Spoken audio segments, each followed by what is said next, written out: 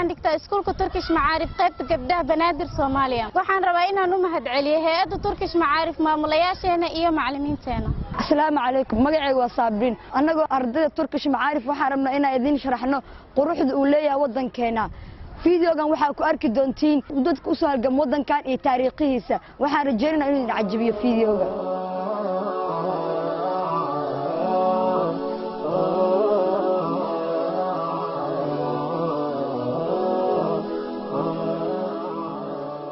masaajidka isbahaysiga waxaa la dhisay 1987 yaa dhisay waxaa dhisay boqorkii Sacuudiga Faisal bin Abdul Aziz dagaalkii markii uu dhacay wax yar ayaa ka burburay waxaa mar labaad si dhisay Turki Diyaanad Vakfi masaajidka xaqii ku yaala wuxuu ku yaalaa sayidka waa masaajidka ugu weyn oo ku yaala Muqdisho masaajidka waxaa ku tukada intaas oo muslimiin siham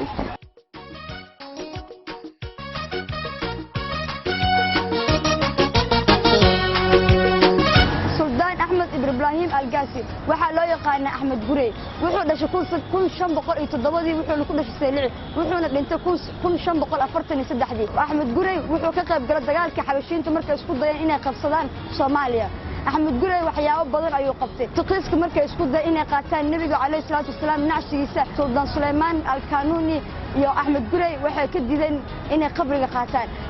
أحمد قري وانين مسلمين تودن يقانان وحنا كقب قرد دجال كمل الدجال في وبلا وكود الفاسكو الدجال عنقيسة صابرين مجاعي مريم أمر عثمان واي وحاربة أنا واحد يمكن شيء سيد محمد عبد الله حسن سيد محمد عبد الله حسن وحول سنة مفوها أنت دبدي أبريل كون سداد بقول كنتني لحدي وحول أنت لبعتني كده نوفمبر كون سجال بقول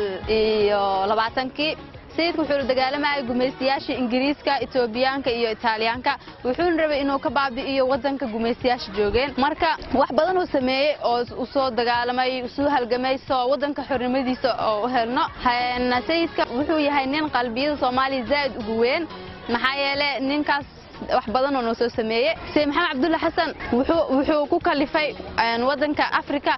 wadanka ugu horeeyay diyaarad loo qaato lagu garaacay inay ahayd Soomaaliya sideetiisa Sheikh Maxamed Abdullah Xasan Soomaali zaad u jecel yihiin maxaa yeelay wax badan oo soo koobi karnay noo sameeyay anaga waa jecelnahay Sheikh Maxamed Abdullah Xasan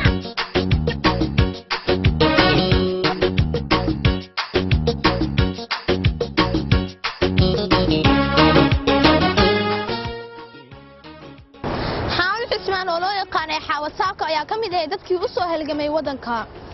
حاو حيبال ذهب كجرتا تاريخ ذي هالجمياشي ودنكا waxay ku dhalatay magaalada Muqdisho caasimada Soomaaliya markay ahayd sanad 1930 waxa loo yaqaan inay ahayd qof leh karti iyo geesinimo adag oo kaga soo horjeeday kumeystaha waxa kamid ahayd dadkii u weynaa ee taageeray halgamayaashii SYL ee la aasaasay 1943 sanadkii 1948 Xaawil Cismaan waxay ka qayb gashay banaanbixii ugu dambeeyay nolosheeda kaas oo ay gumeystihii si naxariis la'aan ay ugu fureen iyada iyo shacabka sidaas ayaynu ku dhimatay halgamadii Xaawataako inkastoo nolosha halgama Xaawataaka ay intaas ku dhamaanin ayaa haddana wanaagii ay u sameysay dalka iyo ummadda ayaa waxa la iloobi karan dawladii dhexe ee dalka waxay u dhistay taalo caan ah oo ku taal Muqdisho taas oo loo yaqaan Xaawataako sidoo kale waxaa jira goob waxbarasho iyo degmooyin oo iyada loo magac daray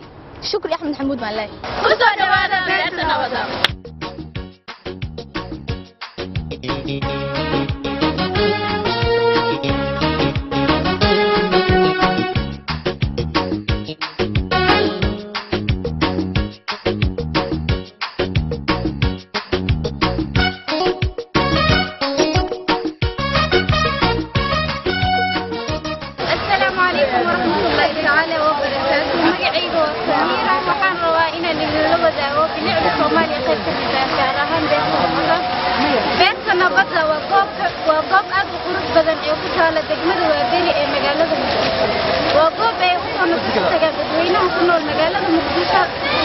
waxaa la furay sanadka marka uu ahaa 2014 markaas ay magaalada aad ugu yareed goobaha aad u quruxda badan ee dadku isugu yimaadaan dadweynaha badanaa waxay yimaadaan maalmaha ay fasaxa leeyihiin sida usbuuca dhamaadkiisa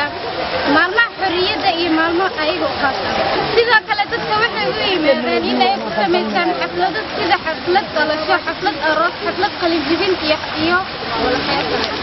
wixii la mid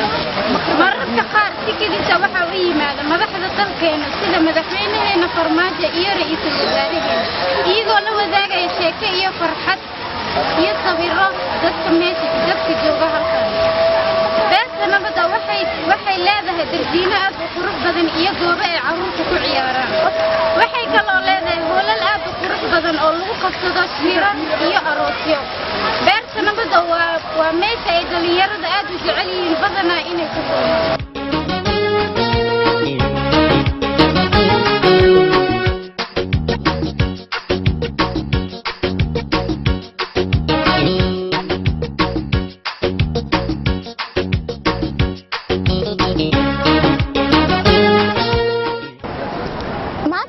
kulmaan liido oo aan ku soo bandhigi doono meelaha loogu dalxiis tago liido waa meelaha loogu booqashada badan yahay magaalada Muqdisho waa goobta milicda ay isugu tagaan dhammaan dadka kala duwan haday yihiin rayid madax iyo waliba dad ajaanib ah dagaaladii Soomaaliya ka dhacay awgeeda wadanka waxa uu noqday mid burbursan halka sanadahan dambe ay dibdhig xoogan ay ka socoto halka liidana ay kamid tahay goobaha laga dareemi karo horumarkaasi xoogan ayadoo laga hirgeliyay hoteelo maqaayado iyo waliba dhismooyin casriyaysan Faizo Usman Ali